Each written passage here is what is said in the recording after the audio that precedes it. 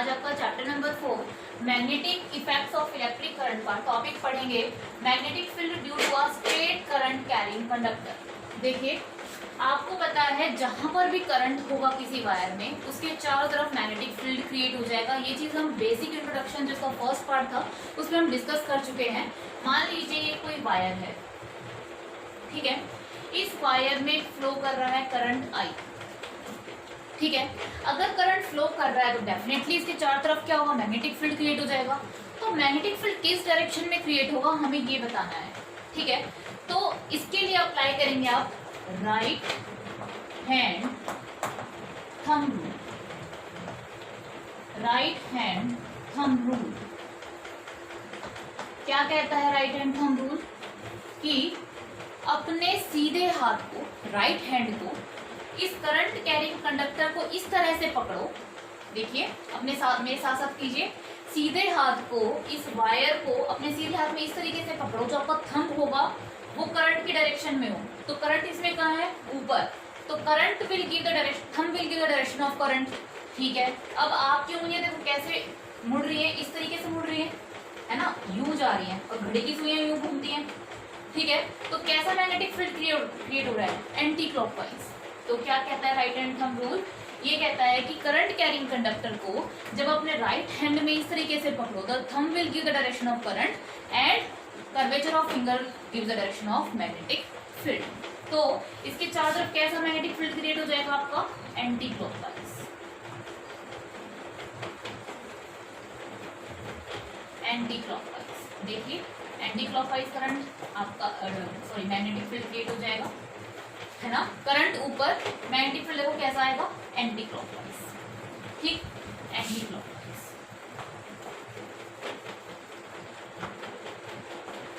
अब मान लीजिए करंट इस वायर में नीचे की तरफ है, करंट आई।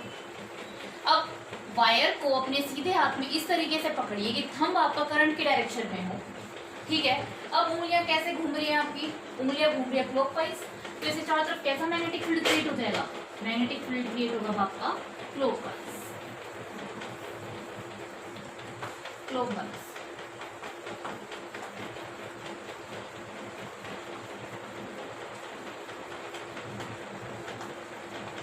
आया समझ में? नोट कर लीजिए इसको पहले।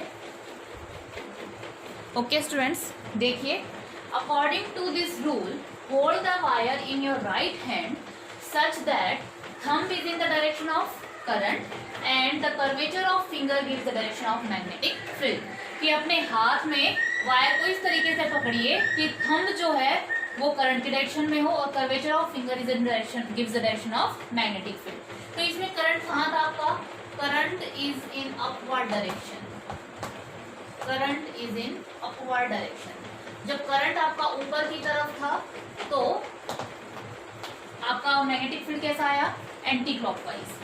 सेकंड, जब आपका करंट कहाँ था? Current is in downward direction.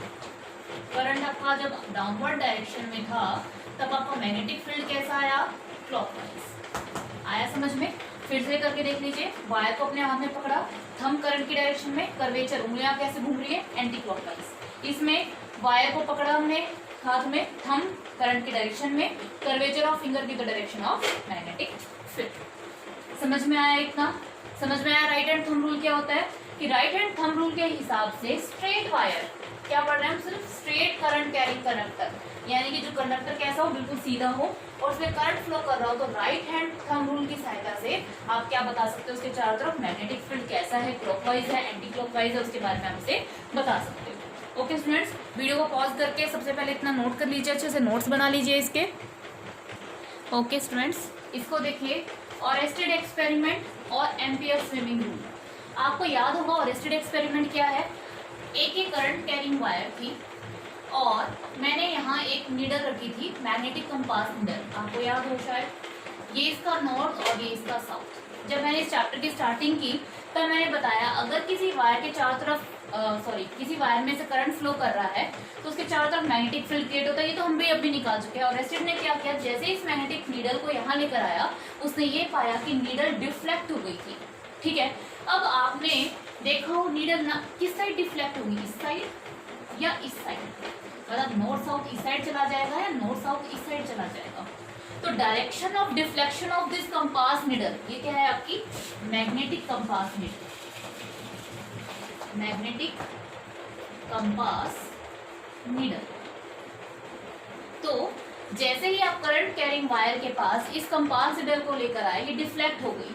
अब क्वेश्चन अराइज होता है ये किस साइड डिफ्लेक्ट होगी, इस साइड या फिर इस side. This direction will be given by ampere swimming rule. Ampere swimming rule क्या कहता है, imagine a man swimming along the wire in the direction of flow of current with his face always turn toward the needle such that the current enters through his feet and leaves through his head. The north pole of the magnetic needle will be deflected toward his left hand side। क्या कह रहा है कि अपने आप को या किसी इंसान को पानी में तैरता हुआ इस तरीके से मानो कि करंट उसके पैरों से चढ़ के, करंट कहाँ से आए, उसके पैरों से चढ़ के सिर की तरफ आए, ठीक है। उसके बाद द नॉर्थ पोल, किसका नॉर्थ पोल, मैग्नेटिक का नॉर्थ पोल किस साइड आएगा, जिस जहां वो तैर रहा होगा उसके लेफ्ट हैंड साइड, ठीक है। तो जो इंसान तैर रहा है उसका लेफ्ट हैंड साइड जहां पॉइंट करेगा, मैग्नेटिक कंपास नीडल का नॉर्थ भी उसी साइड रिफ्लेक्ट हो जाएगा। ये समझ में आया। तो देखो अब इसको हम करके देखते हैं। एम्पियर स्विमिंग रूल क्या कहता है कि एक इंसान को पानी में तैरता हुआ इस तरीके से मानो कि करंट कहाँ से चढ़े गई, उसके पैरों से, कहाँ से निकले, सिर की तरफ, और कहाँ निकले, उल्टे हाथ की तरफ। तो उल्टे हाथ की तरफ will be the direction of the north pole of the magnetic compass needle. देखिए इस एक्सपेरिमेंट को एक बार करके देखते हैं। मान लीजिए ये आपने कोई सर्किट अरेंजमेंट लगाया, this is your battery plus minus, और suppose these all are connecting wires. Normal एक सर्किट सा बना दिया हमने। This is your battery of 2 cells, battery, and this is your key, ठीक है। आपको पता है current flow from higher potential to lower potential, positive terminal to negative terminal, इस डायरेक्शन में आपका करंट फ्लो होगा। ये तो पता है ना आपको कि करंट ये पॉजिटिव ये नेगेटिव, इसे कहते हैं हम हायर पोटेंशियल, हायर पोटेंशियल, इसे कहते हैं लोअर पोटेंशियल, क्लियर है। And current always flow, or current always flows from higher potential to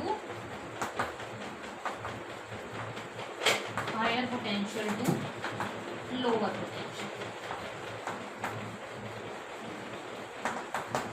ठीक है।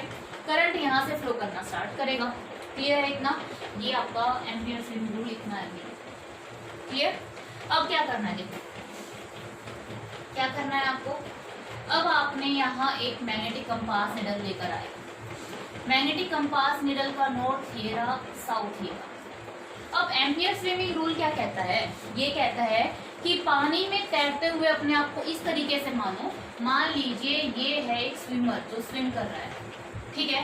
करंट इसके पैरों से चढ़ा और सिर की तरफ गया, करंट चढ़ा इसके पैरों से और ये सिर की तरफ गया, चला गया भाई, ठीक है। अब इसका लेफ्ट साइड किस साइड आएगा, इस साइड। तो ये जो नीडल होगी ये किस साइड डिफ्लेक्ट हो जाएगी, the needle will be deflected toward this side, left side इसकी डिफ्लेक्ट हो जाएगी। आई बात समझ में।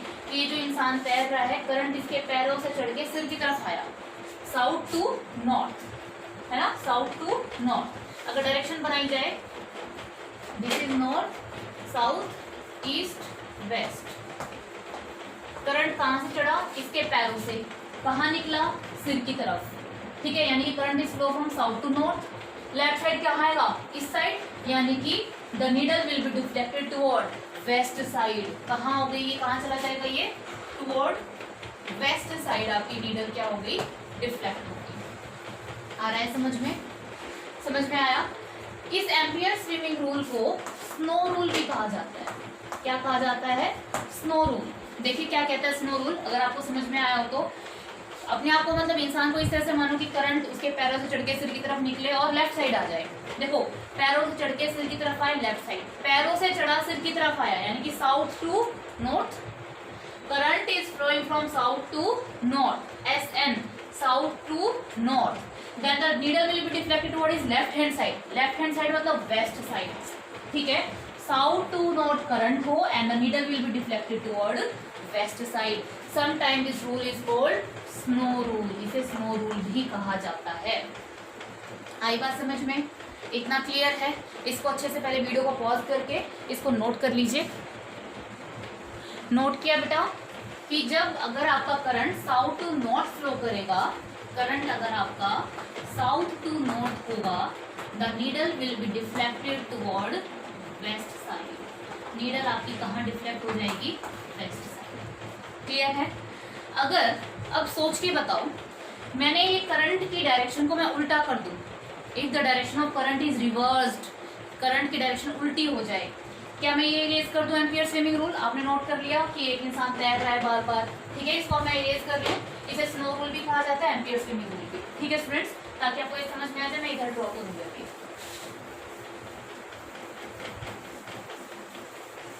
देखिए अब इसमें क्या था, मैंने कहा सपोज नाउ सेकेंड केस लगा के चलिए, suppose case number b, if the direction of current is reversed, if the direction of current is reversed, उल्टी हो जाए तो बताइए क्या होगा?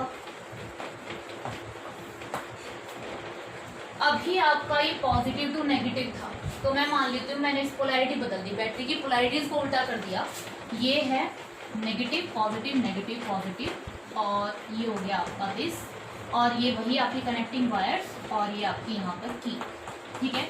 This is your battery, this is your key, ठीक है। अब इधर देखिए करंट फ्लो करेगा higher potential to lower potential, इस डायरेक्शन में करंट जाएगा। आप इस वाली वायर में देखिए, इस वाली वायर में करंट कहाँ था? नीचे से ऊपर, यहाँ कहाँ है? ऊपर से नीचे। एम्पियर स्विमिंग रूल के हिसाब से चलिए पहले अपने आप को तैरता हुआ इस तरीके से माने कि इंसान का जो करंट कहाँ से चढ़े? उसके पैरों से, पैरों से आ रहा है बेटा, पैरों से आ रहा है करंट, कहाँ की तरफ आएगा? सिर की तरफ। इमेजिन करके देखो, पैरों से करंट आ रहा है सिर की तरफ, उल्टा हाथ कहाँ पड़ेगा? इस साइड, इस साइड, यानी कि जो नीडल रखी जाएगी, needle will be deflected toward that side, इस साइड डिफ्लेक्ट हो जाएगी। और इधर देखो नीडल की साइड गई थी, उस साइड। इस वाली वायर को कंपेयर करो आपस में, इस वाली वायर को, इस वाली वायर को। इसमें करंट कहाँ था? ऊपर की तरफ। इसमें करंट कहाँ है? नीचे की तरफ। इंसान अभी भी तैर रहा था, करंट उसके पैरों से चढ़ा, सिर की तरफ आया तो इस साइड चली गई, लेफ्ट साइड। इसमें भी इधर आ जाओ, करंट उसके पैरों से चढ़ गए, सिर की तरफ आया, लेफ्ट साइड चली गई, बिल्कुल सही, ठीक है। एम्पियर स्विमिंग रूल तो आपका बिल्कुल सही लग रहा है।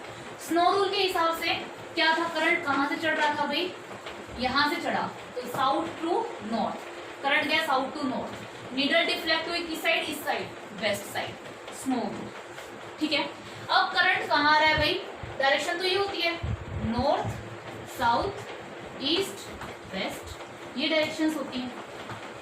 अब देखिए करंट आया आपका ऊपर से नीचे, ऊपर से नीचे, north to south, north to south. The needle will be deflected toward, किस साइड डिफ्लेक्ट हो गई?